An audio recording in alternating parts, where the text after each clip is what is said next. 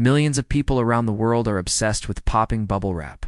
While it's not hard to understand why exactly that is so satisfying, how this invention came about is perhaps even more interesting. In today's video, we're going to talk about how bubble wrap was accidentally invented.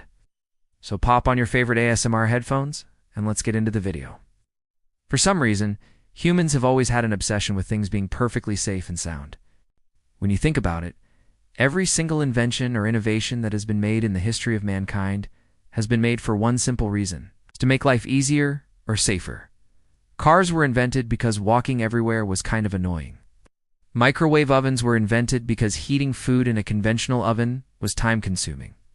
And bubble wrap was invented because packages were getting damaged in shipping, and that was a problem. The man behind the invention of bubble wrap is a guy by the name of Alfred Fielding. Alfred was born in Austria in 1918 and grew up to be an engineer. After studying chemical engineering in college, Alfred got a job at a packaging company called Sealed Air, which specialized in making packages out of plastics and other materials. Alfred started out in the research department, where he would experiment with new ways to package products to keep them safe during shipping. At this point in time, the way that companies shipped fragile items was to put them in a wooden crate. The biggest issue with this method was not only the fact that the wooden crates were heavy, but they also caused damage to the items inside them during transit. This was especially true with plastic items, as the friction caused by the wood would cause scratches and scuff marks.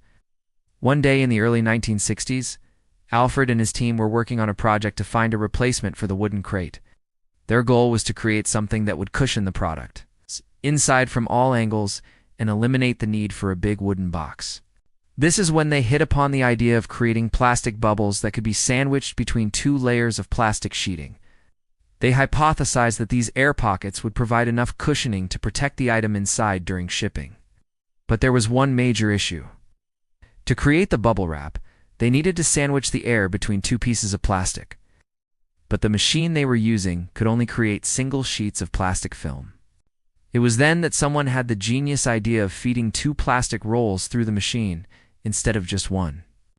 The machine worked by melting the plastic slightly and forcing it through a series of rollers. By doing this, they were able to create a continuous sheet of plastic with small bubbles embedded inside. And this is when it happened. One day, as Alfred was inspecting the plastic, he noticed that the bubbles looked remarkably similar to a honeycomb, and that they appeared to have a natural pattern to them. Of course, he knew that this was just a coincidence. However, after showing the sample to his boss, he was told to start mass-producing the material immediately. And that's when the very first rolls of bubble wrap left the factory floor. But despite this seemingly miraculous invention, bubble wrap almost didn't make it into the market. When the first shipments of bubble wrap arrived at their intended customers, they refused to use it. You see, the intended customers were manufacturers of delicate items like camera lenses and vinyl records. They tested the bubble wrap and found that although it did a good job of protecting the items, it was nearly impossible to get the bubbles out once they popped. It was then that Alfred decided to take matters into his own hands. He started reaching out to small businesses that shipped fragile items, offering to send them free samples of bubble wrap in exchange for feedback.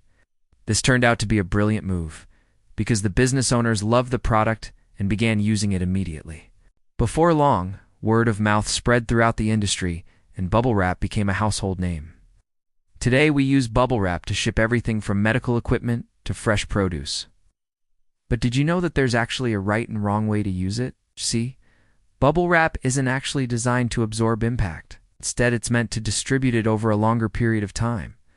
That means that if you drop a package that's wrapped in bubble wrap from a few feet up, it'll probably be fine. But if you drop it from a few stories, it may not.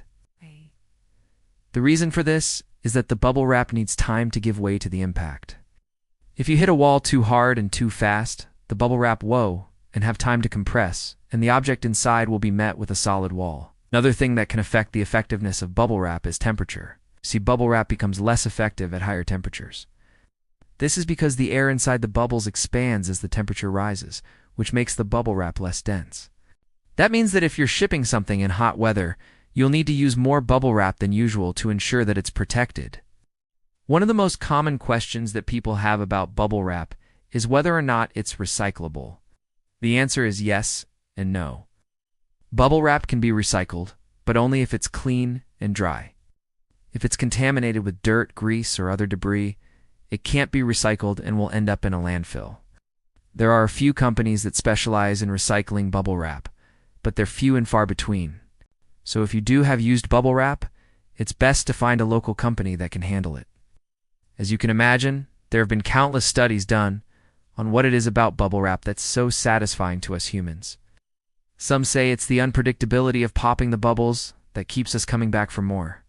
After all, you never quite know when a bubble will burst or what size it will be. Others say that it's the tactile nature of bubble wrap that's so appealing. The feel of the bubbles popping between our fingers is just so satisfying. And let's face it, who doesn't love a good finger prickle? Some researchers believe that our fascination with bubble wrap is rooted in our primal fear of loud noises. The popping sound that bubbles make is so unexpected and sudden that it triggers our fight or flight response.